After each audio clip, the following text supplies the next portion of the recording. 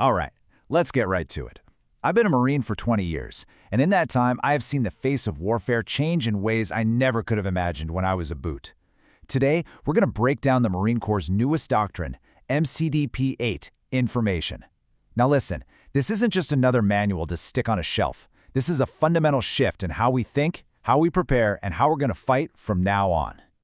The Commandant himself said it. I want you to really let that sink in for a second.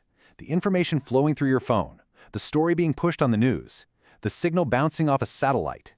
Every bit of it is now considered as critical as a rifle, as an artillery piece, as a tank. This document finally puts on paper what so many of us have been seeing on the ground for years. This fight isn't just about who's got the better hardware anymore. It's about who controls the story. So my job here is pretty simple. I'm going to cut through all the doctrinal language and give you the ground truth.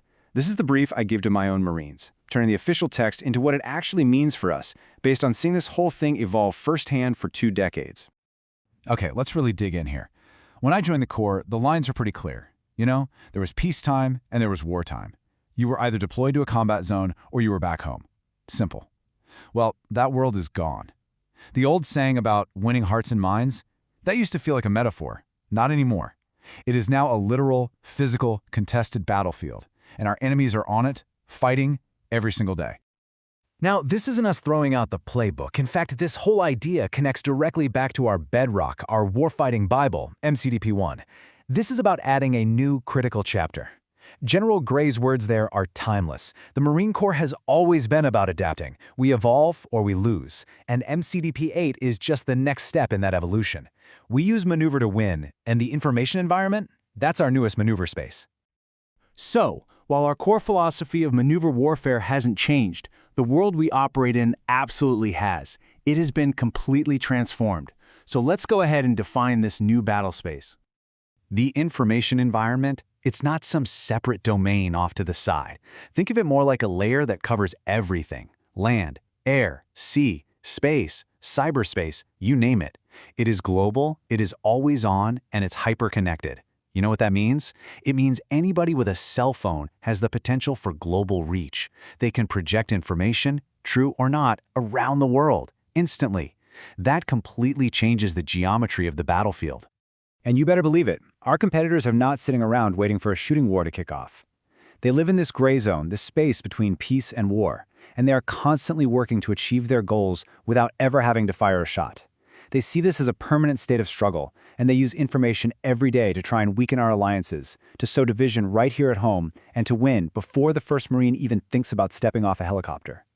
And they're not just winging it, they have playbooks. Let's look at 2 of the most sophisticated ones, China's 3 warfares and Russia's reflexive control. Now, they're different approaches for sure, but they both have the exact same goal: to get inside our heads, to manipulate our decision-making, and to get us to defeat ourselves.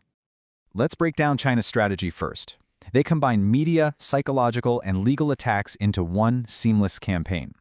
The South China Sea is a perfect example, right? They build an artificial island, then they use their state-run media to push a narrative that it's always been their territory. Then they use international law, or lawfare, to challenge anyone who says otherwise. It's this slow, methodical squeeze. It's designed to create a new reality on the ground while making any kind of military response from us look like a massive overreaction. Now, Russia's reflexive control is a little different. It's a much more psychological game. The whole goal is to feed your opponent a very specific set of information so that they willingly, voluntarily, make a decision that actually helps you. The textbook case for this was Crimea back in 2014. Remember the little green men? Those soldiers with no flags, no insignia? They created just enough confusion, just enough ambiguity to paralyze the Ukrainian and the Western response until it was already over. Mission accomplished. So, what does all this mean for the Marine on the ground? For you and me? It means the battlefield isn't someplace you go to anymore. It's everywhere you are. And this right here is maybe the most important concept to grasp: the compressed levels of warfare. See, in the old days, a tactical action, something a rifle squad did on the ground, might take days, even weeks, to filter up to the strategic leaders. Not anymore. Now, thanks to that smartphone in everyone's pocket, it takes seconds. A single video clip, maybe taken out of context, can be twisted and weaponized by an adversary to have a global strategic effect before that squad even makes it back to the patrol base. So how do we fight back? How do we possibly seize the initiative in an environment like this? Our answer is to make it official. We are formally recognizing information as its own warfighting function, just as critical as fires, logistics, or maneuver.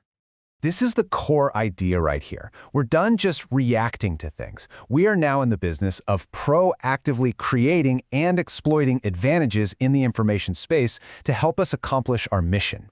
It's about getting on the offensive. It's about using information to shape the battlefield before we even get there.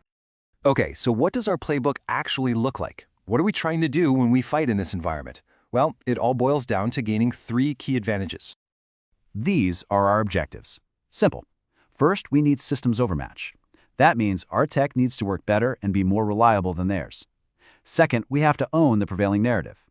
That means our story has to be more credible and believable than theirs. And third, we need force resiliency. That means our Marines and our networks have to be tougher and harder to break than theirs.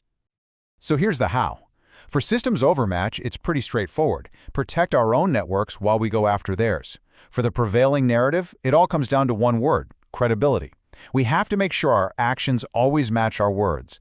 And for force resiliency, well, that's just classic Marine Corps right there. When you get hit in an ambush, you don't hide. You get online and you assault through it. We have to train our Marines to fight right through the noise, through the lies, and through the disruption. And a major tool we use to get these advantages is as old as war itself: deception. Plain and simple. It's the art of creating a false picture to get the enemy to do something that helps us. And it's not just about hiding what we're really doing. It's about actively showing them something completely different. If you want a masterclass in how this works, look no further than Operation Fortitude South back in World War II.